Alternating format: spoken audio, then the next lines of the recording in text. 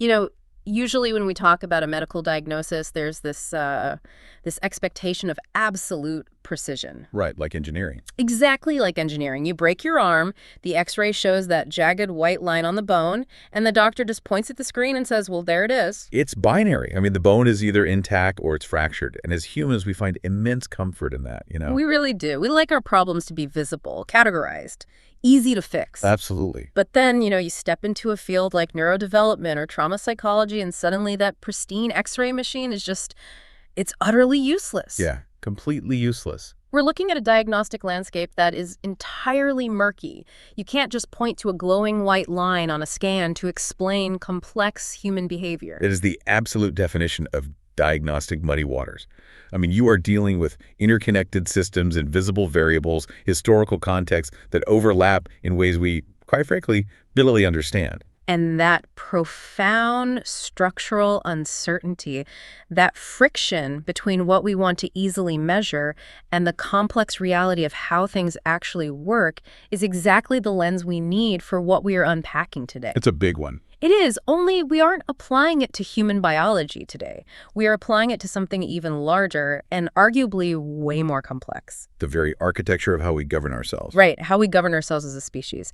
So for you listening today, our mission is incredibly focused, but the scope of it is just staggering. Truly staggering. We are zeroing in entirely on a single, incredibly dense section of the Peaceful World Manifesto. We aren't looking at the whole document today. No, that would take weeks. We'd be here forever. So we are exclusively unpacking point 23, which is titled Digital Democracy, and then in parentheses, Technological Sovereignty. And, calling it a paradigm-shattering section of text almost feels like an understatement. Yeah, because it's brief.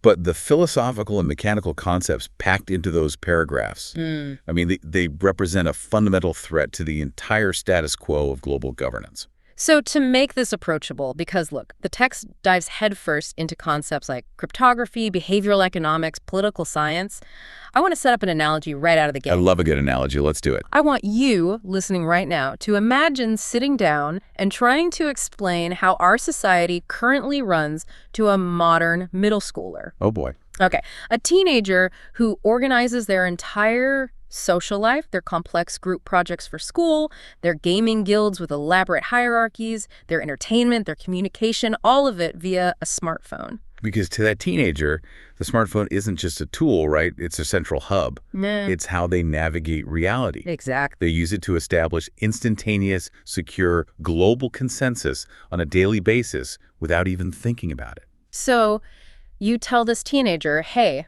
your phone can instantly, securely, and seamlessly manage complex group dynamics with dozens of people across the globe in real time. Right. It handles encrypted data, it verifies identities, it processes microtransactions flawlessly.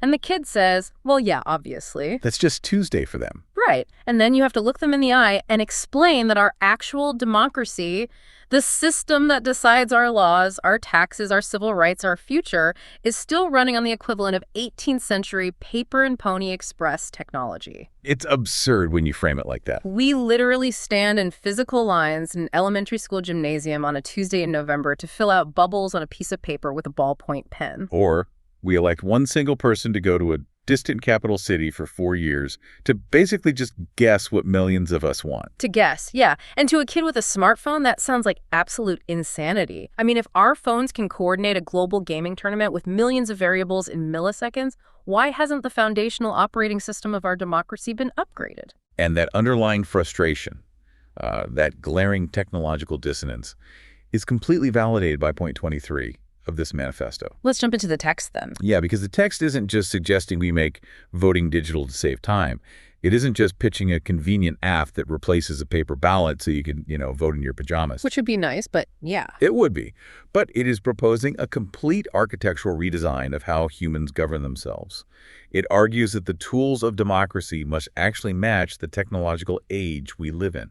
It's a fundamental reimagining of power distribution. Exactly, using the technology we literally already carry in our pockets. Okay, so if we're going to talk about a complete architectural redesign of power, we really have to start with the highest stakes imaginable. War.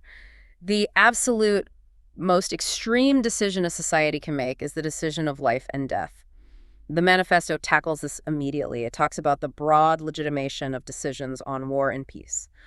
What exactly is the mechanism they are proposing here? Well, the text establishes a very clear, uncompromising baseline. It states that decisions concerning the life and death of a nation specifically, the initiation of aggressive wars, simply cannot be made by a handful of people in power. A handful of people behind closed doors. Right. The manifesto declares that authorities, no matter how they were elected, have absolutely no right to start aggressive wars without a direct mandate from the people. A direct mandate. Yes. They require what they call secure procedures of public legitimation. Which, I mean, that is a profound structural shift from the reality you and I live in right now. It's night and day. Because currently, in almost every representative democracy on Earth, we elect officials, and by electing them, we essentially hand over a blank check regarding the military. We really do. We grant them the executive power to declare war, launch drone strikes, initiate massive military conflicts on behalf of millions of citizens. And those millions of citizens might completely vehemently disagree with the conflict. But they have no structural, immediate way to stop it once the politicians decide to launch the missiles. Exactly. And by demanding this structural hard stop, the manifesto is attacking the core asymmetry of modern warfare. It's demanding a direct veto or approval mechanism from the populace for these existential actions. So you can't just rely on an old mandate. You're right. The logic is that you cannot just rely on the fact that you won an election 2 years ago on a platform of, say, domestic tax reform, and then magically use that exact same mandate to unilaterally start a foreign war today.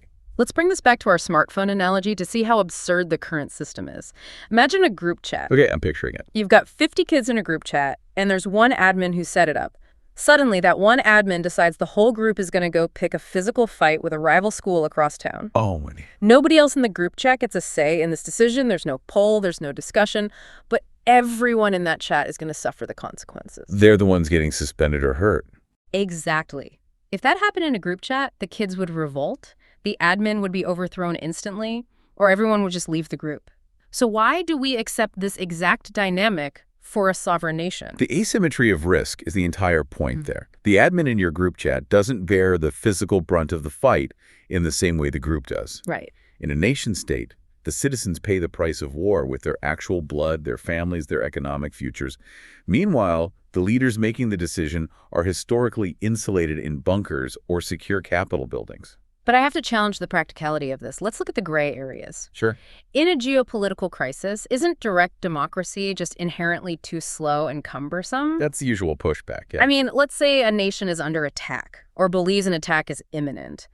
You can't realistically send out a push notification to 150 million people asking, hey, intelligence suggests we are being invaded. Do we launch a counteroffensive? Swipe right for yes, swipe left for no. Right. By the time you verify the votes and tally the results, the country is a smoking crater. That is the classic critique of direct democracy, the speed of consensus versus the speed of a crisis. But if you look closely at the precise language in the text, the manifesto specifically uses the phrase aggressive wars. Oh, aggressive. But who defines aggressive? Well, Because a clever politician, backed by a compliant intelligence agency, can frame almost any preemptive strike as an absolutely necessary defensive maneuver. We've seen this historically over and over. we have. If the administration controls the classified intelligence, they control the narrative. Does the manifesto account for manipulated intelligence manufacturing a mandate? That is the exact friction point where the philosophy meets harsh reality. And look, the manifesto doesn't naively assume politicians will just stop lying. Good, because they won't. What it does is dramatically shift the burden of proof. It creates a massive systemic drag on the machinery of war. The drag. Okay. This protocol isn't designed to paralyze split-second defensive reactions to a literal missile-breaking airspace. The military still has its automated defensive protocols. What this targets is premeditated, systemic aggression, the buildup to a conflict of choice. So it's about slowing down the drumbeat of war. Exactly. By requiring a direct mandate, you force the administration to present their intelligence directly to the public and convince a supermajority to essentially sign their own draft cards. Wow. Put like that, it's a huge hurdle. It is. Even if the intelligence is manipulated, getting 100 million people to actively agree to initiate bloodshed is exponentially harder than convincing a room of 50 politicians behind closed doors. Because people don't want to die. Right. History shows us that populations, generally speaking, possess a profound inertia against initiating bloodshed because they intuitively know they will pay the price. Okay, I see the logic there. You are taking away the element of surprise on a geopolitical scale. You are making the political and logistical cost of initiating a conflict impossibly high. But, and this is a big but, this brings us to an absolutely critical bottleneck. Technology. The technology. If we actually build this speed bump, if an entire nation is going to vote on something as monumental as going to war via a digital interface, the platform has to be mathematically infallible. Unbreakable. Unbreakable. Because if someone hacks my banking app, they steal my money and the bank insures it. It's a headache. But if a state-sponsored hacker infiltrates this national voting app, they could falsify a mandate and literally start World War III. Yeah, the stakes are ultimate. And we don't even trust our Bluetooth headphones to connect to our laptops half the time. So how on earth are we supposed to trust a digital system with the fate of a nation? Trust is the absolute currency of any democracy. If the citizen does not trust the mechanism of the vote, the result, no matter how accurate, is perceived as illegitimate. And the whole thing falls apart. The entire system collapses into paranoia. The authors of the manifesto understand this vulnerability perfectly, which brings us to their proposed solution: the digital shield.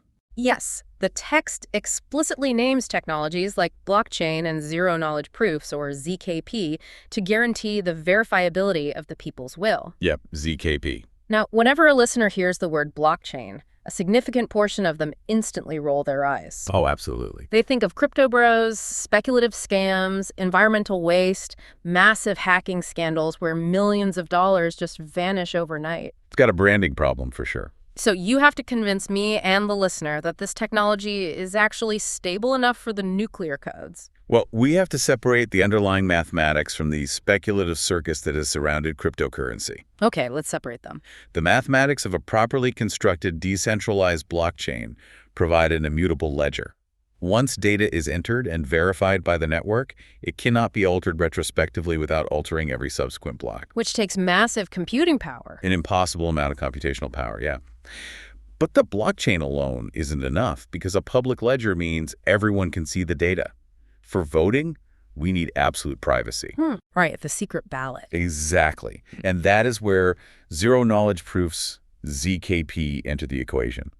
It sounds like an oxymoron, but it is the holy grail of cryptography. I really need a mechanical explanation of this, not just the high-level concept. How do you prove that you know a secret or possess a credential while giving zero knowledge about what that secret actually is? It defies common sense. It does until you understand the mechanics. Let's start with a classic cryptographic analogy to visualize the math.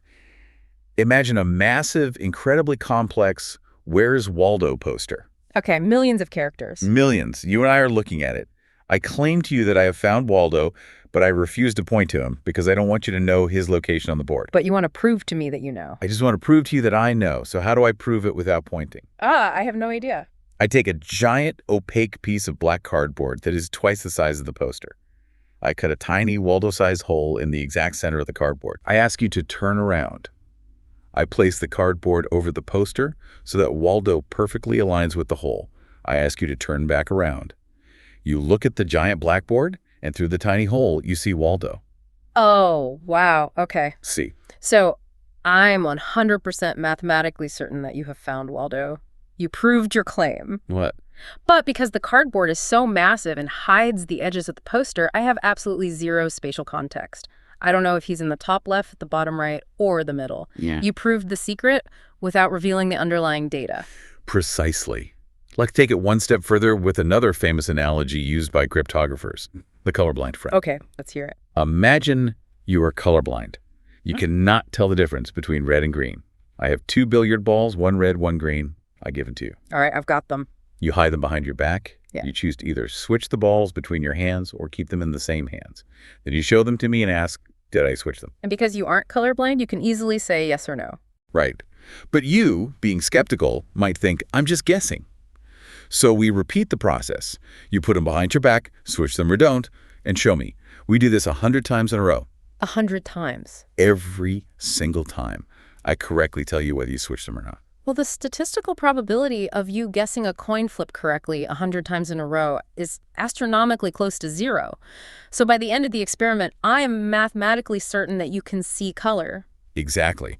And the crucial part is I proved to you that I can see color, but I never actually revealed to you which ball was red and which ball was green. Oh, that's wild. You still have zero knowledge of the actual colors, with absolute certainty of my capability.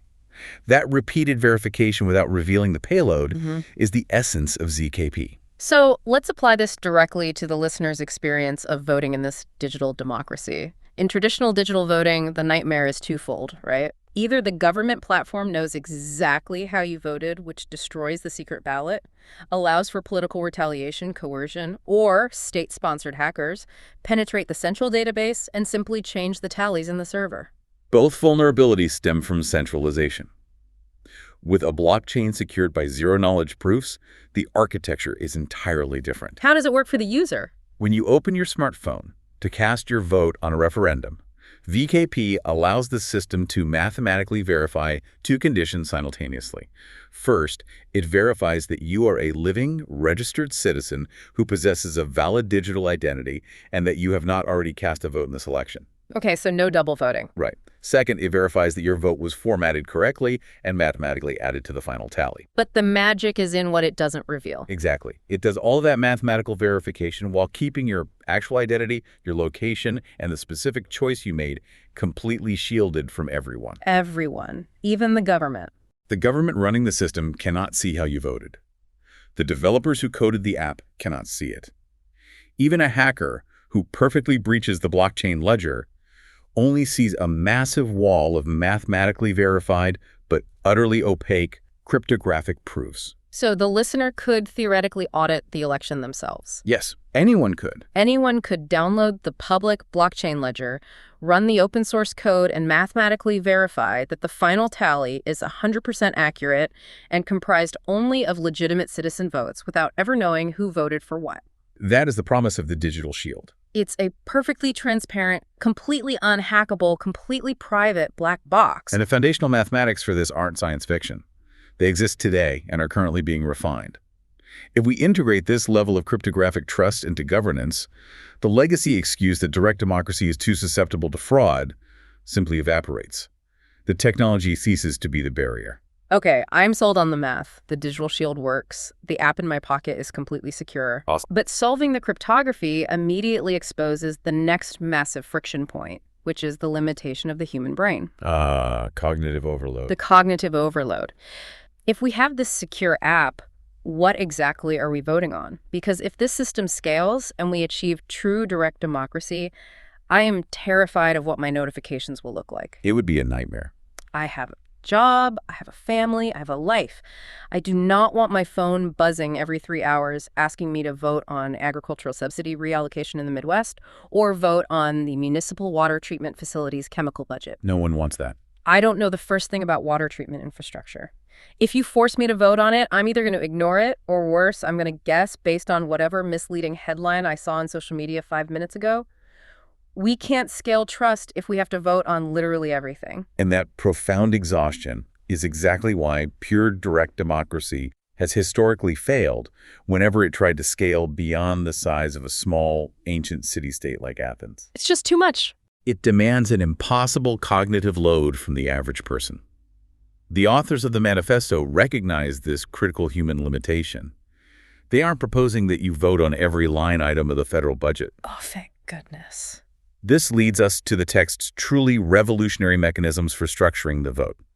The document explicitly champions 3 interconnected tools: liquid democracy, quadratic voting, and quadratic funding. These sound like concepts from a graduate-level political science seminar. Let's break them down mechanically, starting with liquid democracy, or, as the text translates it from the original Russian, flowing democracy. What does it actually mean for a citizen's vote to be fluid? Liquid democracy is designed to bridge the massive, frustrating gap between direct democracy, where you are forced to vote on every tiny issue yourself, and representative democracy, where you give your power away entirely to a politician for 4 years. And just cross your fingers that they do what they promise? Right. In a liquid system, your voting power is granular, modular, and instantly fluid. Let me try to map this to something the listener can easily visualize. Imagine you are working in a massive multi-department corporate project, or even just delegating tasks in a local community organization. Perfect. Now, I know absolutely nothing about environmental science or marine biology.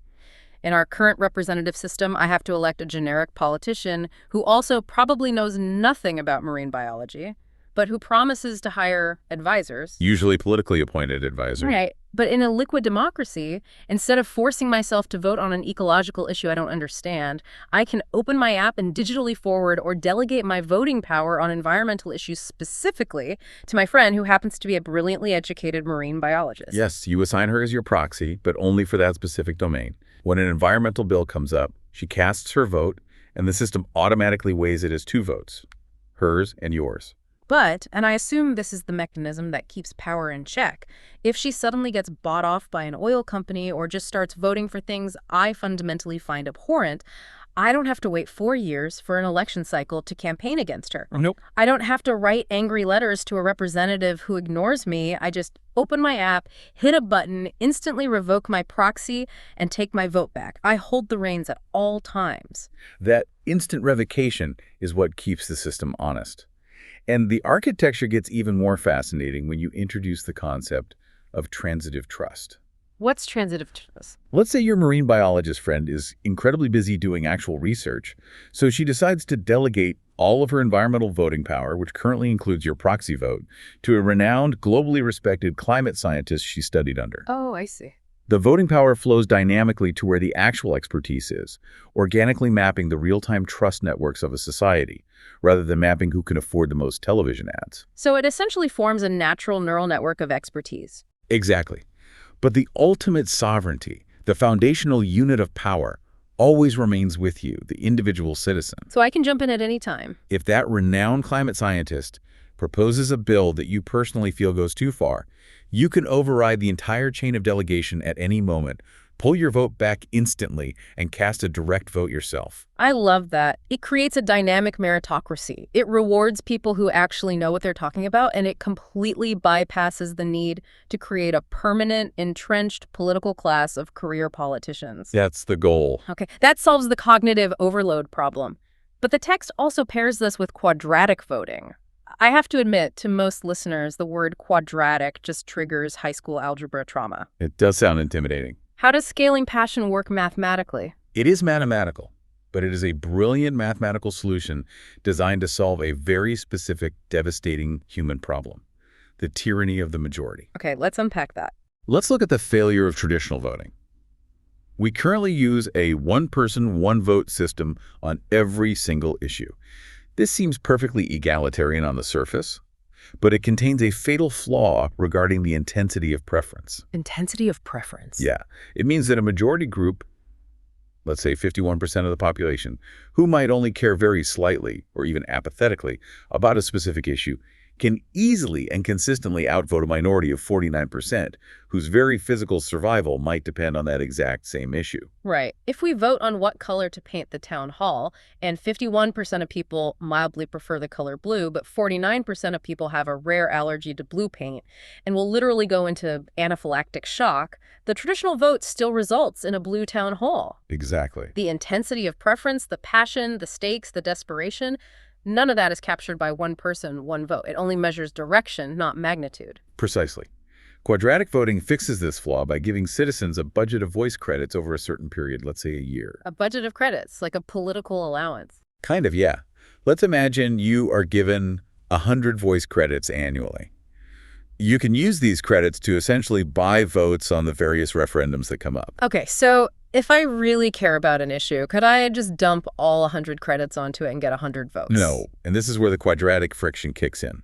The cost of buying multiple votes on a single issue increases quadratically. It costs exponentially more credits to stack your votes. How does the math work? The formula is that the cost in credits equals the square of the number of votes you want to cast. Let's walk the listener through the exact math. So, one vote costs 1 credit, 1 squared is 1. Correct. But if you feel strongly and want to cast 2 votes on the same issue, it costs you 4 credits. 2 squared. Got it. If you want to cast 3 votes, it costs 9 credits. 4 votes cost 16 credits. 5 votes cost 25 credits. Let's take it to the extreme.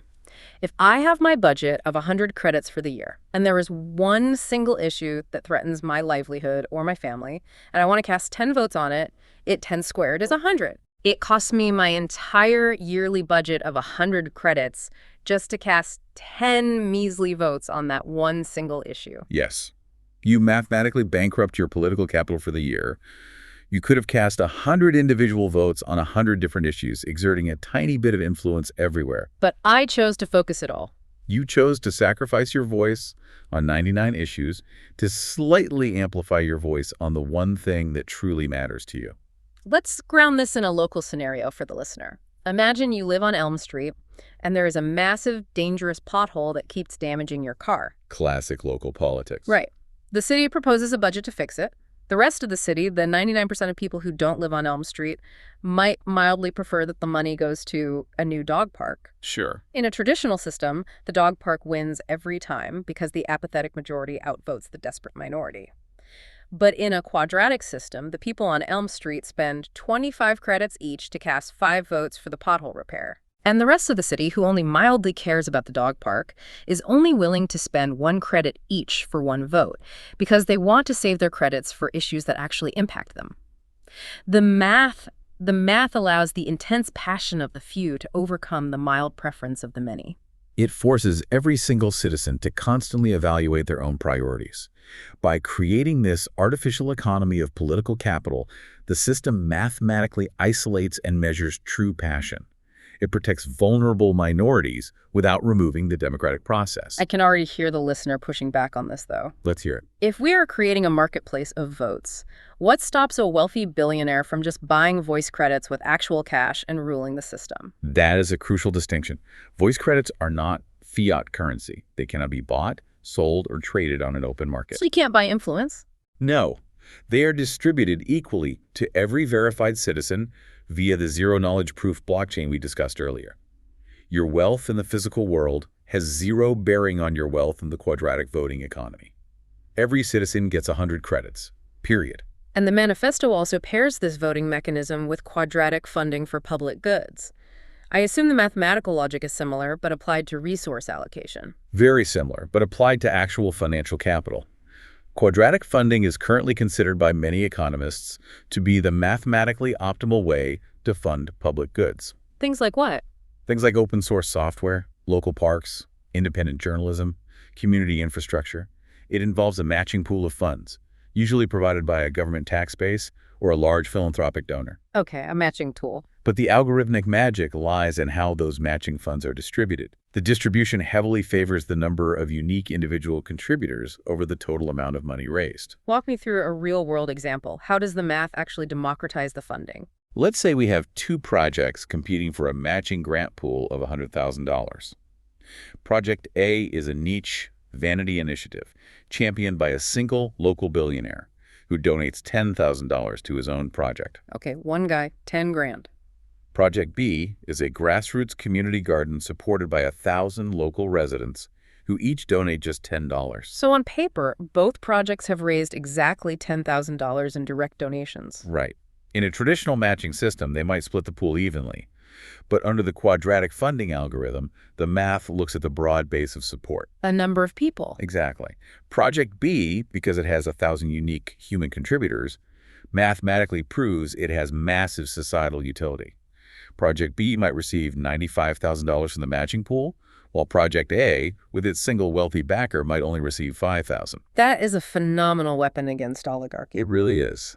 It strips the outsized power away from giant lobbyists, special interest groups, mega donors, and gives it directly back to grassroots movements. If you can get a large number of regular working-class people to care just a little bit about a project, even if they can only afford a few dollars, the mathematical algorithm rewards your project massively. It aligns financial leverage with broad democratic support. Okay. I marvel at the structural engineering here. We have the unhackable trust of ZKP, the fluid delegation of liquid democracy, and the mathematically optimized fairness of quadratic systems. It's a solid foundation. And I have to play the cynic again because we are ignoring the elephant in the room here. Human behavior on the internet. Oh boy. Yeah. Scale amplifies noise. We know that humans operating in digital spaces are often impulsive, reactionary, prone to massive waves of collective outrage. Very prone. If we give people this fluid, mathematically optimized power in their pockets, what stops this incredibly elegant system from degrading into a Tinder for laws? A Tinder for laws. That's a great phrase. Yeah. I am terrified of a society where people are spending their quadratic voice credits based on whatever 15-second viral video or catchy, polarizing slogan is currently dominating their feed.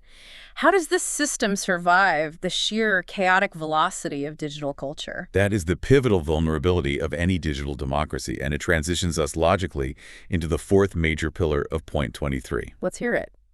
The authors of the manifesto actively recognize this exact danger.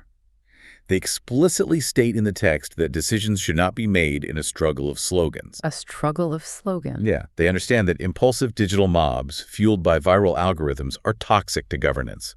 That is why the text strongly advocates for what it calls augmented deliberative democracy.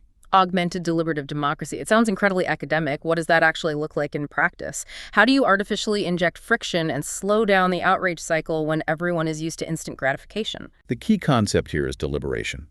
The text envisions an ecosystem where we don't just vote on raw, unfiltered impulse. We need institutional structures that force the society to take a breath. How do we force society to take a breath? They propose the widespread implementation of citizens' assemblies and deliberative polls. These are highly structured environments facilitated both in physical spaces and secure digital forums designed specifically for slow, methodical, informed debate. Not just Twitter arguments. Exactly. It's a space where citizens are removed from the noise of social media, guided by impartial experts, presented with peer-reviewed evidence, and tasked with actively searching for consensus rather than just arguing to defeat a political opponent. But who actually gets to sit in these citizens' assemblies? Is it just the same career politicians? Is it self-selected activists who have the free time to argue all day? Or is it just whoever shouts the loudest on the internet? Because if the assembly is compromised, the deliberation is pointless. Neither. And this is perhaps the most radical, historically fascinating structural change they propose. To populate these assemblies, the text explicitly champions a method called sortition. Sortition. Which means what exactly? Random selection by lottery. Wait, so instead of electing representatives through campaigns, we are essentially using a giant, cryptographically secure bingo roller to pick who writes the laws. Pretty much. We've seen this tested in places like Ireland with their citizens' assemblies on abortion and marriage equality, but scaling it globally via digital platforms feels incredibly risky. How does the manifesto suggest we manage the reality of random selection? By combining it with the other tools we've discussed. But let's look at why sortition is necessary first. Think about the massive, exhausting elections we run today. They're terrible. The current system acts as a filter, but it doesn't filter for intelligence or problem-solving ability or empathy. What is a filter for? It primarily filters for ego, narcissism, the ability to raise millions of dollars from wealthy donors, and the willingness to speak in polarizing sound bites. Sortition completely destroys that filter. How so? By randomly selecting a statistically representative sample of normal citizens, you filter for averageness.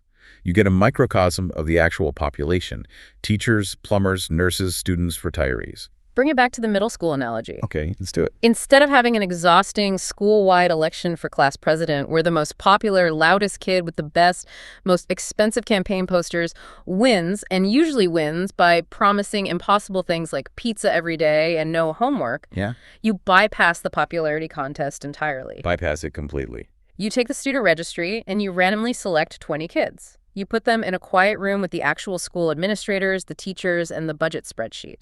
You give them a week to study the reality of the school's financial situation, and you ask them to come up with a realistic plan together. That is sortition in a nutshell.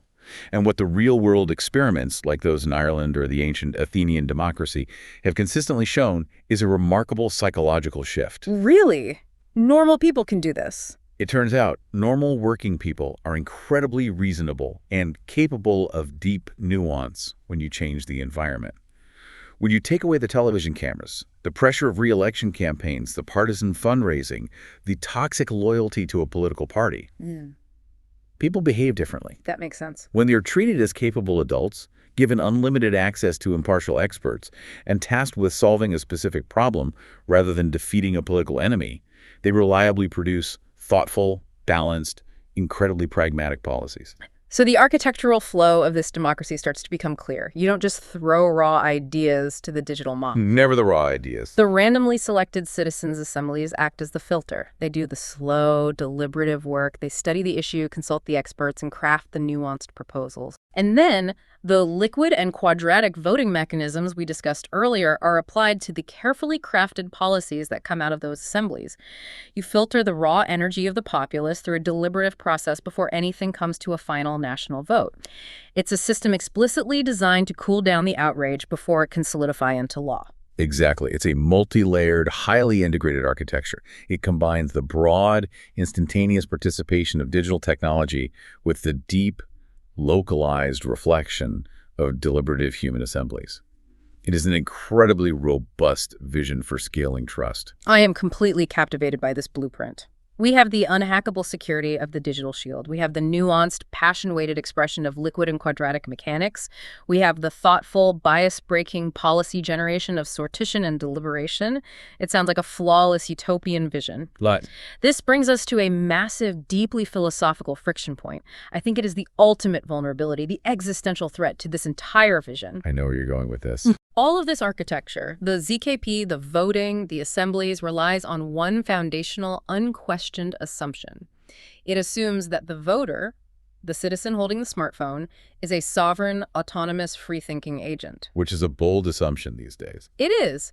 What happens if the citizens deliberating in those assemblies and casting those perfectly secure votes have had their minds quietly, invisibly manipulated by the very technology platforms they are using? You have hit the absolute core of the issue, and this brings us to the final and arguably most profound section of point 23. Okay. The manifesto concludes by pivoting away from the mechanics of voting and focusing on the human mind itself. It introduces the concepts of data sovereignty, affirms digital dignity, and fiercely asserts the right to cognitive freedom. Cognitive freedom. Yes, which it specifically defines as the protection of mental inviolability and freedom from manipulation by artificial intelligence and neurotechnologies. Cognitive freedom and mental inviolability. I mean, the language suddenly sounds like a dystopian sci-fi novel, but it feels urgently, terrifyingly relevant to the reality we are living in right this second. It is extremely relevant. They aren't just talking about data privacy in the traditional boring sense, are they? This isn't just about making sure your credit card number doesn't get stolen or keeping your emails encrypted. No, not at all. This is literally asserting that the protection of your own thoughts is a fundamental human right. It is the ultimate, final frontier of sovereignty. As you pointed out, every other mechanism we've discussed is useless if the voter is compromised. Right. If an algorithm can manufacture your consent, then a digital democracy is entirely hollow. It becomes nothing more than a highly efficient theater of participation, a digital puppet show masking algorithmic control. Let's explore the mechanics of this manipulation. Think about your own social media feed right now. For you listening, think about the apps you spend hours on. They know exactly what they're doing. They are not benign chronological lists of updates from your friends. They are highly complex, multi-billion-dollar algorithms trained on vast oceans of your personal data. Oceans of data. Their sole uncompromising objective is to maximize your engagement. And behavioral psychology tells us that the most efficient way to maximize engagement is to map your psychological vulnerabilities and hijack your dopamine loops. The algorithms figure out what makes you angry, because anger drives comments and shares. They feed you a highly personalized, artificially constructed reality tunnel designed specifically to confirm your existing biases, isolate you from opposing viewpoints, and keep you hooked to the screen. Exactly. The algorithm knows you better than your spouse does. It knows that if it shows you a specific type of inflammatory headline at 11 p.m. when you are tired, you will click it. And you will. If those same invisible algorithms are shaping your entire worldview, if an AI is subtly nudging your emotional state, filtering the political information you see, and slowly shifting your opinions over months and years without you ever realizing it, are you really casting your vote on that secure blockchain app? Or is the AI casting its vote through you? Right, using you as a biological proxy. That is the chilling existential question the manifesto is trying to preempt, and the threat is accelerating. We are moving from the era of persuasive social media algorithms into the era of hyper-advanced generative AI that can simulate intimacy and authority. It's terrifying. And even closer on the horizon, we are looking at the advent of commercial neurotechnologies, brain-computer interfaces, or BCIs. When the interface moves from your thumb swiping a glass screen directly into the neural pathways of your cerebral cortex, the threat to mental inviolability goes from a philosophical metaphor to a literal biological reality. If we wouldn't allow a corrupt government to secretly put a chemical in a municipal water supply to make the population docile and complacent before an election, why on earth do we allow multinational tech conglomerates to deploy opaque algorithms that inject behavioral nudges directly into our cerebral cortex to shape our political reality? The manifesto demands that we place a hard, unbreakable boundary around the human mind. The architecture of the digital systems we use to govern ourselves must be explicitly, legally designed to protect our cognitive autonomy, not exploit it. This is where the concept of digital dignity comes in. What exactly does digital dignity mean in a legal or structural sense? It suggests a radical redefinition of human rights for the 21st century. Traditionally, human rights have been tied to the physical body habeas corpus, the right to not be physically tortured, the right to bodily autonomy. Sure. Digital dignity argues that in a hyper-connected world, your data trail, your digital avatars, the algorithmic profile that corporations have built about you, these aren't just abstract numbers sitting on a server farm. They are literal extensions of your physical self. So if a corporation or a state actor manipulates my data in order to manipulate my behavior, they are committing an assault on my personhood. Precisely. Digital dignity implies that our digital existence deserves the exact same fundamental human rights protections as our biological bodies. That is a massive paradigm shift. It means that algorithmic transparency, the right to chronological feeds unmanipulated by AI, and the absolute ownership of your biometric and cognitive data are not just consumer preferences. They are the bedrock requirements for a functioning democracy. Without cognitive freedom, the mathematically perfect voting mechanisms we discussed are just building a very secure prison. Wow. Okay. We have covered an immense, almost overwhelming amount of ground today. Let's take a breath and try to summarize this incredible logical journey we've taken through just one single section of the Peaceful World Manifesto. It's a lot to take in. It is. We started with a simple, glaring contradiction. If our smartphones can securely manage the complexities of our daily lives, why is our democracy still running on paper? From there, we explored the ultimate stakes requiring direct, secure public mandates to stop politicians from launching aggressive wars, essentially using the technology in our pockets as a massive political speed bump against absolute power. But realizing that digital voting requires infallible trust, we dove deep into the mechanics of the digital shield. We explored how zero-knowledge proofs, like the Waldo analogy or the colorblind experiment, allow a blockchain to mathematically guarantee the absolute integrity of a vote while simultaneously guaranteeing the absolute privacy of the voter. Once we secured the vote, we had to solve the friction of human cognitive overload. We reimagined the act of voting itself. We moved away from the blunt, exhausting instrument of one person, one vote every 4 years, and explored liquid democracy where voting power flows dynamically like water to trusted experts. And we walked through the math of quadratic voting, a brilliant system that forces citizens to spend political capital, allowing them to weigh their passion and protecting desperate minorities from the apathy of the majority. And we saw how quadratic funding applies that same math to democratize the building of public goods. Recognizing that digital scale amplifies outrage, we then explored augmented deliberative democracy. We discussed replacing the toxic theater of career politicians with sortition randomly selected citizen juries who are given the time, the expert guidance, and the quiet space to find pragmatic consensus rather than fighting over viral slogans. And finally, we collided with the ultimate existential threat, ending on the absolute front line of human rights in the 21st century: data sovereignty, digital dignity, and the urgent necessity of cognitive freedom. We recognize that none of this architecture works unless we protect our very thoughts, our neural pathways from algorithmic manipulation and AI control. It is an astonishing, comprehensive architectural blueprint for a new society. And I want to remind you, the listener, as you digest all of this, while some of these concepts sound like they belong in a distant sci-fi future, every single piece of foundational technology required to build this exact system, smartphones, global internet access, decentralized blockchain ledgers, zero-knowledge cryptography, advanced algorithms that already exists right now. It is literally sitting in your pocket or on your desk as you listen to this. The technology is not the bottleneck anymore. The only thing missing is the collective human will to demand an upgrade to our societal operating system. If I can leave you with a final, highly provocative thought to ponder on your own. please do. We have spent this entire time talking about upgrading the democracy of the nation state. But if we actually managed to build this system, if we created a cryptographically secure, global, fluid digital democracy where your mind is legally protected, where deliberation is slow and thoughtful, and where your direct voice instantly shapes reality, would we even need the concept of countries or national governments anymore? Or would those 18th century invisible borders simply dissolve, leaving us as a single borderless network of sovereign citizens, directly and collaboratively coding the future of the human experience together? That is a question that is going to keep me awake tonight. Thank you so much for joining us on this incredibly dense, deeply fascinating dive into the architecture of tomorrow.